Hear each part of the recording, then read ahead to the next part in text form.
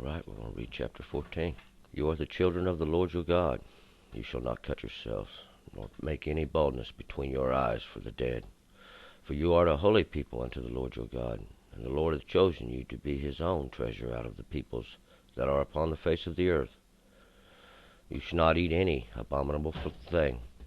These are the beasts which you may eat, the ox, the sheep, and the goat, the hart, and the gazelle, and the roebuck, and the wild goat, and the pygarg, and the antelope, and the mountain sheep, and every beast that parteth the hoof, and hath the hoof wholly cloven in two, and cheweth the cud, among the beasts that you may eat. Nevertheless, these shall you not eat of them that only chew the cud, or of them that only have the hoof cloven, the camel, and the hare, the rock badger, because they chew the cud, and part not the hoof, they are unclean unto you. And the swine, because he parteth the hoof, but cheweth not the cud, he is unclean unto you. Of their flesh you shall not eat, and their carcasses you shall not touch. These you may eat of all that are in the waters. Whatsoever hath fins and scales may you eat, and whatsoever hath no fins and scales you shall not eat, it is unclean unto you. Of all the clean birds you may eat, but these are they of which you shall not eat: the great vulture, and the bearded vulture, and the osprey, and the glade, and the falcon, and the kite after its kinds, and every raven after its kinds, and the ostrich, and the nighthawk, and the seamew, and the hawk after its kinds, the little owl, the great owl, and the horned owl, and the pelican, and the carrion vulture, and the cormorant, and the stork, and the heron after its kinds, and the hoopoe, and the bat. And all the winged swarming things are unclean unto you. They shall you not eat, they shall not be eaten. Of all clean winged things you may eat. You shall not eat of anything that dieth of itself. You mayest give it unto the stranger that is within your gates, that he may eat, or you mayest sell it unto a foreigner. For you are a holy people unto the Lord your God. You shall not see the kid in its mother's milk. You shall surely tithe all the increase of your seed, that which is brought forth in the field, year by year. You shall eat before the Lord your God in the place which he shall choose to cause his name to dwell there, the tithe of your corn, of your wine, and of your oil, and the firstlings of your herd and of your flock, that you mayest learn to fear the Lord your God always. And if the way be too long for you, so that you are not able to carry it, because the place is too far from you, which the Lord your God shall choose to set his name there, when the Lord your God shall bless you, then shall you turn it into money, and bind up the money in your hand, and shall go unto the place which the Lord your God shall choose.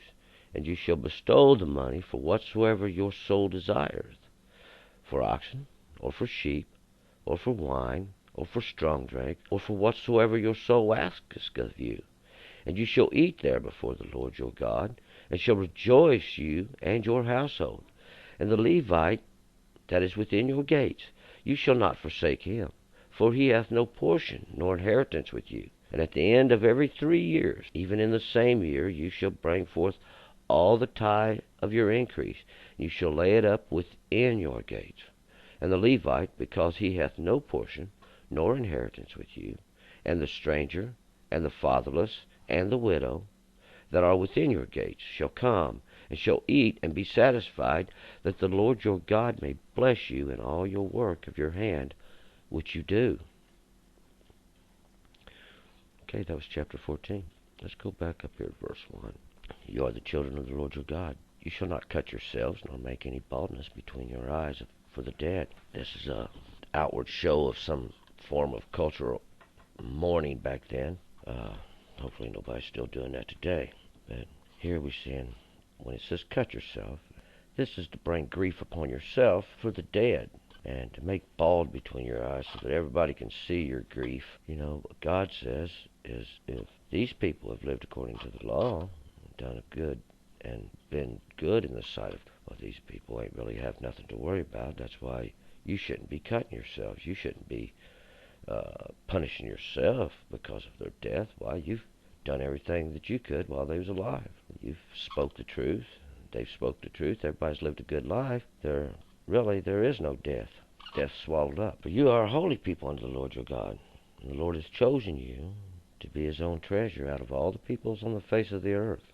And if you understand these things and you hear, you can bet you're one of these people that's been chose. It's up to you to realize this, understand this, and start being obedient and listening to God. You shall not eat any abominable thing. These beasts upon the earth that God's already warned you now. Don't take part in it. Don't eat this. You're a holy people. We have a list here of all the animals you can eat. The ox, the sheep, the goat, the hart, the gazelle, the roebuck, the wild goat, the pygarg, which is a type of antelope or gazelle, antelope, and the mountain sheep. Every beast that parteth the hoof, and hath the hoof wholly cloven in two, and cheweth the cud. These are the beasts that you may eat. These is the clean meat. These are animals that graze 100% the grasses and herb that God has provided. They're not flesh eaters that would graze on carcasses. God's laying out a health law. God's showing you that he's made these animals for food for you. Remember in Genesis we got every herb and every tree bearing fruit. These were food for us. Now God's also making sure we understand what animals we can eat, because we're going to want to eat flesh. And the swine, he parts the hoof, but he doesn't chew the cud. See, this shall you not eat. The rock badger, the camel, the hare, they have the parted hoof. They don't chew the cud. See, chew the cud and part the hoof. These are the animals that are clean. God goes on down and explains the fish now we can eat. 9. These you may eat of all that are in the water. Whatsoever hath fins and scales may you eat. So we're looking for the fish that has both the scale and the fin. And if it doesn't have no fins and scales, you shall not eat it. It's unclean to you. These are scavengers. These are things that are going to eat, carcasses and stuff of animals they find in the water. And they suck the bottom. They scavenge. They are unclean to you. God has separated the animals so that you don't get the diseases that they are designed to pick up and carry and hold in their body, and then, of course, this is absorbed into the ground later. The birds, all the clean birds you may eat, but these are they which you shall not eat: the great vulture, the bearded vulture, the osprey, the glade, the falcon, the kite, the raven after all her kinds, the ostrich, the nighthawk, the sea-mew, the hawk after its kinds, the little owl, the great owl, the horned owl, the pelican, the carrion vulture, and the cormorant, the stork, the heron after its kinds, and the hoopoe, and the bat. These you shouldn't eat. The list of clean birds here is going to be so great that we couldn't list them. It would be a great list of birds. There's so many birds in the world, but these birds here are birds that tend to scavenge. They tend to be hunters that hunt living animals. So God's trying to teach us there's a separation in the animals, that some animals he's made to clean the earth, and some animals he's made that even food for us, and other animals too. These animals are food for other animals. And all winged swarming things are unclean unto you. They shall not be eaten. And these are all the little critters we see flying around, the bugs. Now, of all clean winged things you may eat. So there's a few that we can eat. Them are laid actually out in another book, and we're going to cover those at a later time. You shall not eat anything that dies of itself. So if you find something dead, you're not supposed to eat this thing. So you may give it to a stranger that is within your gates, and he may eat it, or you may sell it unto a foreigner. For you are a holy people unto the Lord your God. You shall not seethe a kid in its mother's milk. And this is simply, we don't kill the baby goat and then cook it within its mother's milk. This is wrong to do this. We're not supposed to eat anything that dies of itself. These things are unclean. We don't know what killed this animal. We don't know what's ate on it. See, we don't know these things. There are people who will eat this. There are people, though, that will take this and eat this. But God's pointing out to us that this probably ain't so clean. Do we want to share these things really with our neighbor? I don't. You know what I mean? I only want to share the good things in life with my neighbor. I try to treat my neighbor like he's myself. We're going to find out a little more about a few of these statutes as we get on. See, I don't want to step on no toes right now, but, we will learn in the prophets that some of these statutes God give us were to try to teach us, to try to say, hey, well, we may want to just do this a little different even than this. We may want to take this to another degree and do better even than the Lord has allowed us here to do these things to a stranger or to sell this to a foreigner. Maybe we want to do better and just not do this, see. And then what we're doing is we're actually showing God that we have learned through other law that some of these statutes can be made the better. See, we're going to learn in the book of Isaiah that some of these statutes God give us, He meant for us to improve upon. We're going to move on here. You shall surely tithe all your increase of your seed, that which is brought forth in the field, year by year. Now, every year God's saying you shall surely tithe all your increase of your seed. And you shall eat it before the Lord your God, in the place which He shall choose to cause His name to dwell there. The tithe of your corn, of your wine, of your oil, of your firstlings of your herd, your flock, that you may fear the Lord your God. And why? See, notice here God says that you shall eat before the Lord your God. This tithe, this increase that you have taken down one time a year to where the Lord has put His name, and you're going to there eat that before the Lord. See, that would be prepared for you, and you would eat that before the Lord. You're not giving this tithe out away. You're not going down and handing this tithe to another man that he can see what's done best with it. But we'll find out a little more about that later, see. And if the way be too far long for you, too far away, so that you're not able to carry all this stuff that the Lord has increased you with, because the place is too far from you, which the Lord your God shall choose to set His name there. This is verse 24. When the Lord your God shall bless you, then you shall turn it into money. Verse 25. And bind up the money in your hand, and you shall go into the place which the Lord your God shall choose. See, we're going to take our increase, because it's so far to carry it, and we're going to turn it into money. We're going to take the money, and you shall bestow the money for whatsoever you desire. See, 26. And you shall bestow the money, or set it to this purpose, for whatsoever you shall desire, for ox, for sheep, for wine, or for strong drink, or for whatsoever your soul asketh of you, anything you want. And you shall eat there before the Lord your God, and shall rejoice, and you and your household.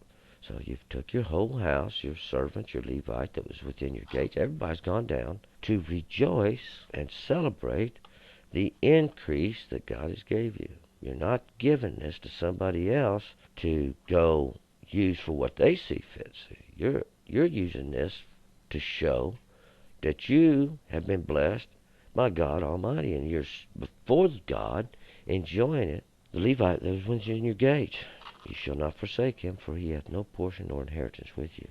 Let's not forget those people who have helped us see that they was put there by God. They've delivered the true word of God. Let's not forget these people. They shall rejoice with us, see, because of our obedience, because of our increase.